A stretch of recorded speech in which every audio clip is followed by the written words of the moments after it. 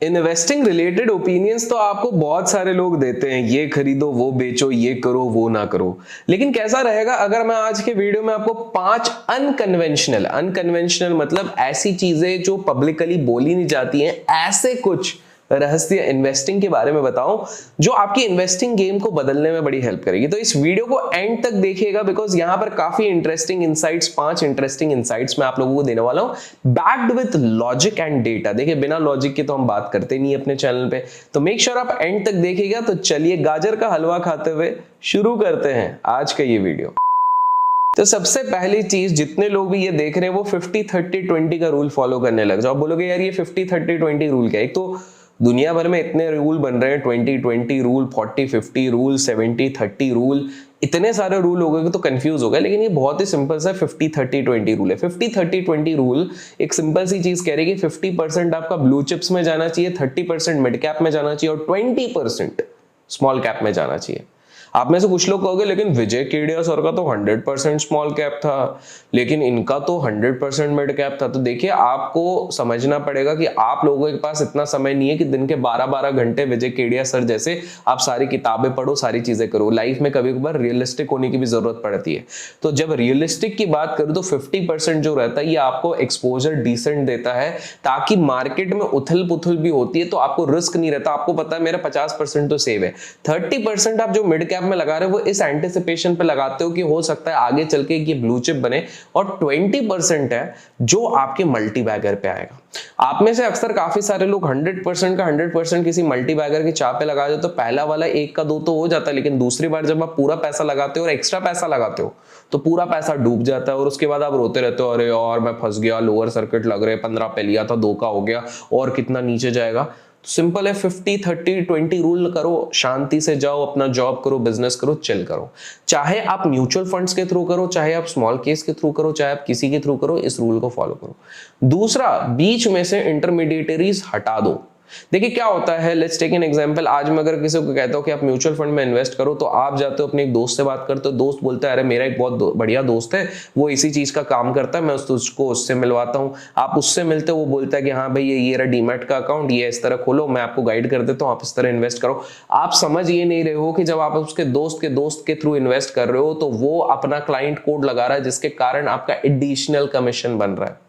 Sorry but आपको समझना पड़ेगा कि जब आप इस तरह की डीलिंग करते हो, अनटिल अनलेस आपका कैपिटल बड़ा हो और आपको सही में एक्सपर्ट एडवाइस की जरूरत है, मेरे हिसाब से आपको जितने हो सके इंटरमीडिएटरीज हटाने चाहिए।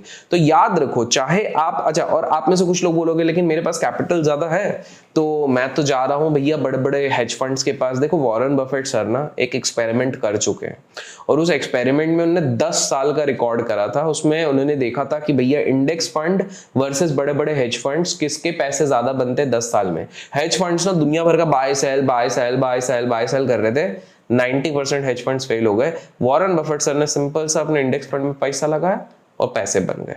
तो मॉरल ऑफ द स्टोरी ये है कि आप अपने कॉस्ट को जितना हो सके बचा सको, बिकॉज वैसे भी 95% लोग फेल होने वाले। अगर दाव खेलना ही है तो खुद की चीज पे ही दाव खेलो ना। कितने लोग एग्री करते कमेंट्स में जरूर बताना, और अभी तक वीडियो लाइक नहीं किया तो लाइक जरूर कीजिएगा।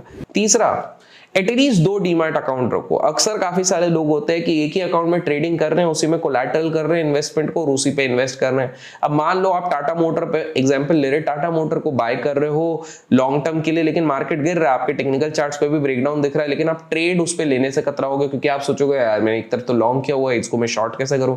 और दूसरी चीज क्या होती है कि जब आपकी दोनों चीजें एक जगह पे होती है, एक दिन आप ओवर लेवरेज कर लोगे, अचानक से आपको ना अपने अकाउंट खाली करना पड़ेगा, बहुत सारे लोगों को अपनी इक्विटीज भी बेचना पड़ेगा। इसलिए एटलीस्ट 2 डीमैट अकाउंट रखो। अगर एक डीमैट अकाउंट ऑलरेडी आपने खोल रखा है तो दूसरा आप धन पे भी खोल सकते हो, जिसके बहुत ही तगड़े फीचर है। ट्रेडिंग व्यू के आपको फ्री फीचर्स मिल जाते हैं, साथ में ऑप्शन चेन का तगड़ा एनालिसिस, और लिंक डिस्क्रिप्शन में मिलेगा। जो उससे अकाउंट खोलता है उसको फ्री बेसिक सेशन के भी एक्सेस मिलता है, तो जाके आप जरूर चेकआउट करो। एटलीस्ट 2 डीमैट अकाउंट रखो।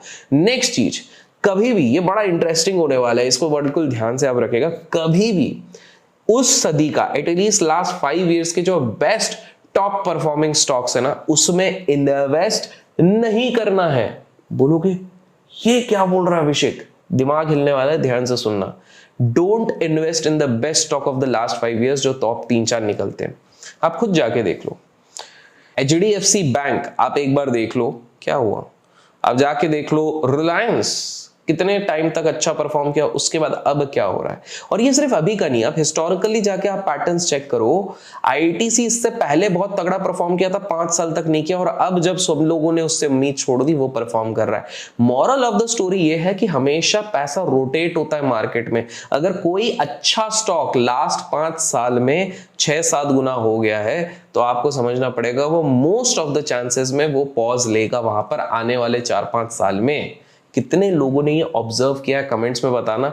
और ये हैक अगर पसंद है तो लाइक करो। तो हमेशा अगर आपको अच्छा और आपको उस टॉप स्टॉक में इन्वेस्ट करना ही है तो उसका एक सिंपल सा तरीका, वो वैसे भी म्यूचुअल फंड के कंपोनेंट होते हैं, जाके किसी म्यूचुअल फंड में एक्सपोजर ले लो। वैसे भी 70% किसी भी कैटेगरी के म्यूचुअल फंड के कॉन्स्टिट्यूएंट सेम रहते, तो आप उस तरह ले सकते हो, लेकिन खुद से कभी भी मत करना। तो मैं काफी सारे लोगों को देखता हूं, अभी भी मेरे को पता है काफी सारे लोगों के पोर्टफोलियो में होगा, अरे भैया ये तो 2021 तक बहुत तगड़ा परफॉर्म किया था तो अभी भी करेगा। केमिकल स्टॉक्स में आप देख लो कितने लोग अटक गए हो, कमेंट्स में जरूर बताना। तो आपको एक चीज समझनी पड़ेगी कि जो टॉप 5 उसमें आता है उससे थोड़ा सा आपको संभल के रहना है।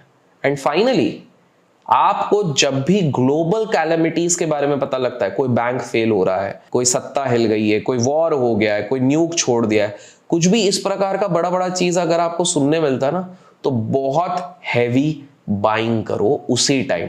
तो आपको ना कैश कंपोनेंट बचा के रखना है। बहुत सारे लोग क्या करते हैं, जब मार्केट ऊपर जाता है देत धनाधन सब खरीद लेते हैं, जब मार्केट नीचे आता है उसके बाद उनके पास पैसे ही नहीं बचते।